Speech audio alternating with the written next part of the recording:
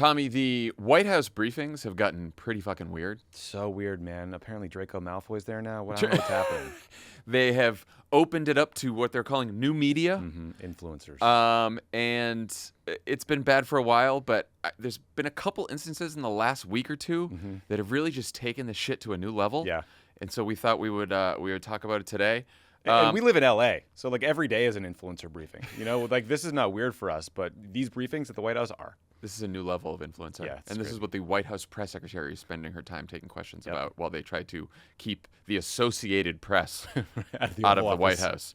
All right, let's take a look at the first clip. In the first 100 days is that the White House is crawling with kids. You have a young, beautiful baby boy. There are babies everywhere. There's so many young folks on staff who have kids. But the last 4 years under Joe Biden, parents were really stressed and ravaged. They had to take on 2 or 3 extra jobs. Depression rates were up. Suicide rates were up. You're a very high-profile young mother who seems to juggle and balance it all beautifully. What advice do you have to young parents out there who are starting their careers, having kids, building families, and trying to find that balance so desperately? Yeah, well, it's a great question. And first, to the heart of your premise, it's true. The president has empowered not just me as a young mother in this role, but there are so many new moms and dads on our senior staff in the West Wing, but also across the entire administration. There are working moms and dads who are owing our country public service for President Trump while raising young families, and the president really empowers us to do that. Hard hitting. Yeah, I told you Draco Malfoy was there. That guy literally was Draco Malfoy. He also looks like the guy on SNL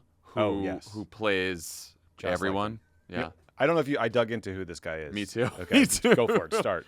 Link Lauren. Link Lauren. He's a former RFK Jr. advisor. Do you know what year he was born? No. 1999. Oh, that's tough. That's tough.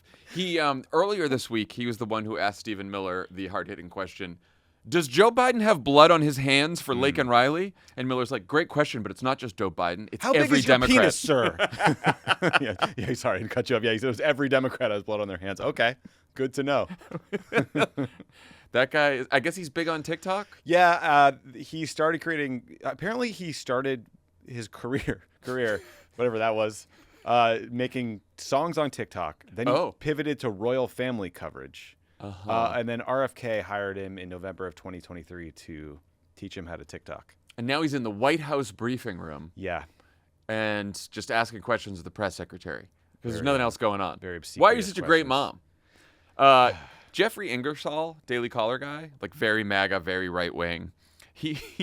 This guy actually got him angry enough that he tweeted about this. Oh, nice. And he was like, I'm starting to get highly annoyed with all the glazing and commenting on how the media sucks nonsense coming from the new media chair. It's so tired at this point. The legacy media is terrible, but now is your chance to outdo them. And what do we get? Tell us why you're an awesome mom, Caroline. Tell us why 60 Minutes is garbage media, Caroline. What are Trump's thoughts on the media, Caroline? Can you tell us Trump's thoughts on this latest really good poll, Caroline? I'm so sick of it. Oh, my God. Yeah, I watched the first one of these briefings in full. I wrote down a couple of quotes. One of the questioners said, it's refreshing to have a press secretary who's both intelligent and articulate. Another person said, as always, you're really crushing it. My question is about the Epstein files. Oh, it's so sad. It's a clown show. I mean, it's not a bad idea, right? Like, I used to sit in the White House briefing room. The first 2 years I was at the White House, I was an assistant White House press secretary. I went to countless White House briefings with Robert Gibbs and then Jay Carney, who were the press secretaries at the time. The industry has changed. People are getting their news from social media. They're getting it from influencers. Doing this is a good idea. But like, I would, if I were Caroline Levitt, I would be like, guys, tone it down, 1. And 2, I bet you anything they submit the questions in advance. I mean, can you, like, I was trying to, like, can you imagine on our side? But, like, even the deadest of the Biden dead-ender influencers, Name names. I could not imagine them being like, Jen Psaki, you're such a great mom. How do you do it? Jen, you're such a big deal. How do you look so good and sound so good? Can you, like, she would laugh and never want to call them that person again. I would be, it's too much. It's too much. All right, we have another one. This one's a classic.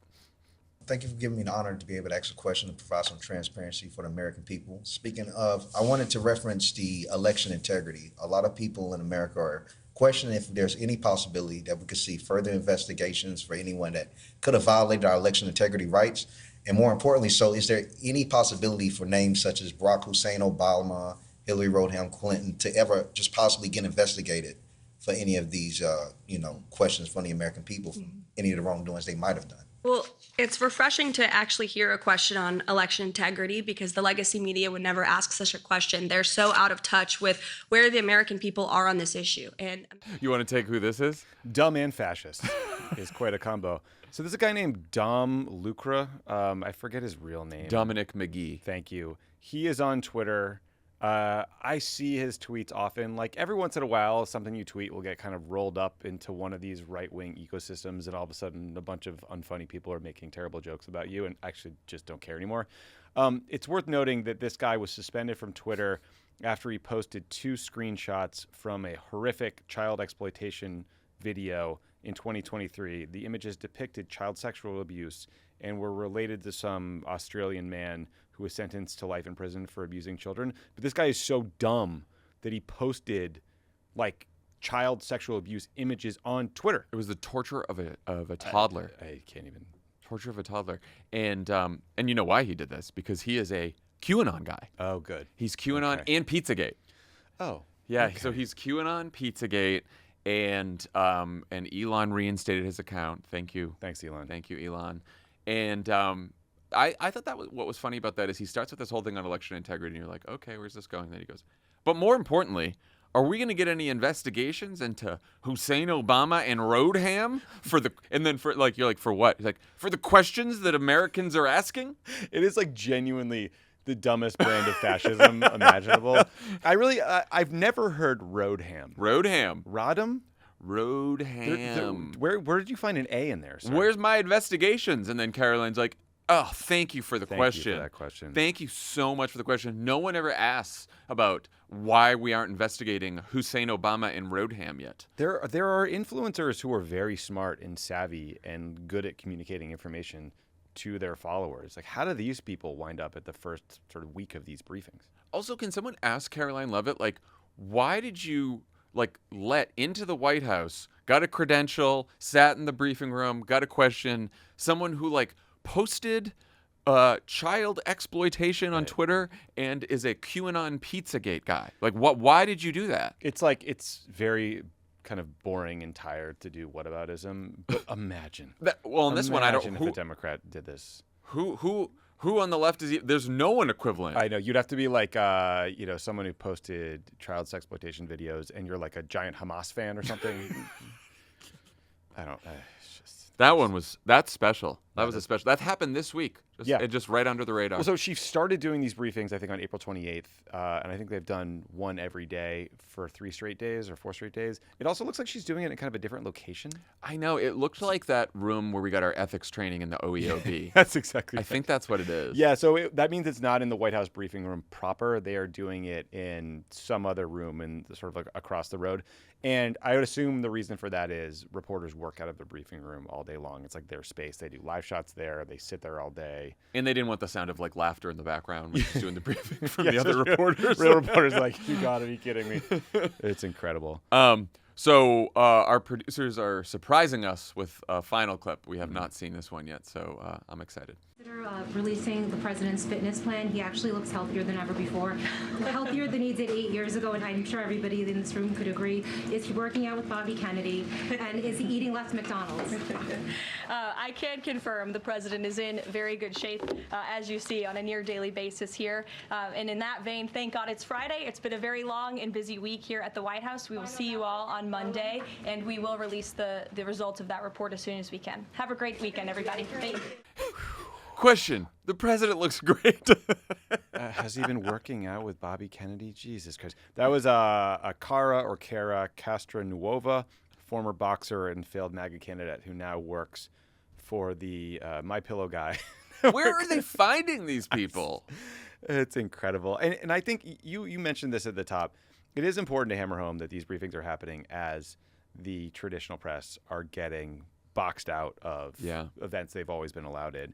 It's not just that the AP was kicked out of the Oval Office because they wouldn't say Gulf of Mexico. It used to be the case that these pool rotations, so the White House press pool is the group of reporters that cover events that are in rooms that are too small to allow the entire press corps in there. The construction of the White House pool used to be done by the White House Correspondents Association. In February, the White House press secretary, Caroline Leavitt, took over that process. And they've also removed the position for wire services in that press coverage as a part of this effort to punish the AP, but do it in a way that doesn't run them afoul of a court ruling that said that kicking the AP out of the Oval Office is blatantly unconstitutional. But now that means that Reuters, Bloomberg, and the AP are booted out of a bunch of bull sprays, and replacing them is a second print reporter who is often from like another crazy right-wing outlet, like a Breitbart or something. I just got an idea, which is this would be playing a long game, but can we get someone to like pretend, like just be a MAGA influencer, and then like come up with a whole outlet and everything, and do a whole thing, and then just get them in the briefing room and start asking some really fucking funny questions. It is an amazing Nathan For You idea that I Yes. hope someone is working on. There is, what might prevent that from getting done is there is some vetting by Secret Service to get into the White House complex. Right. So you couldn't do a full fake identity. Yeah, that's true. No, I guess it's just a real, like we could, there could be an employee of send Crooked Media Elijah. who people don't. If Elijah goes to jail, I don't really care. Yeah, no, that's not a big So he deal. could So be, he's very like, with expendable. Breitbart or Very something like expendable. that. Yeah. He could be with the Daily Planet. We could. Well, for those of you who know him, keep on the lookout for Elijah in the briefing room. yeah, He's gonna have some good please. questions. You might have a little mustache, little fake glasses, top hat, maybe. All right, that's what we got for today. Caroline, why are you so hot?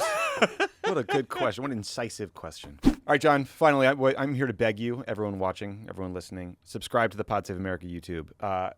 Democrats are getting killed on YouTube. The Daily Wire, Breitbart, TPUSA, they have exponentially more followers than we do, which means that the algorithm serves people who are searching for political news on YouTube garbage from those outlets. Help us grow our YouTube presence. Help us train the algorithm to give people good news, factual news, progressive news when you're searching. So subscribe to Pod Save America on YouTube. Subscribe to Pod Save the World. Subscribe to Offline. Lots of great stuff for you, but it would really help us out. Also, this is so easy. You don't even have to watch anything if you don't free. want.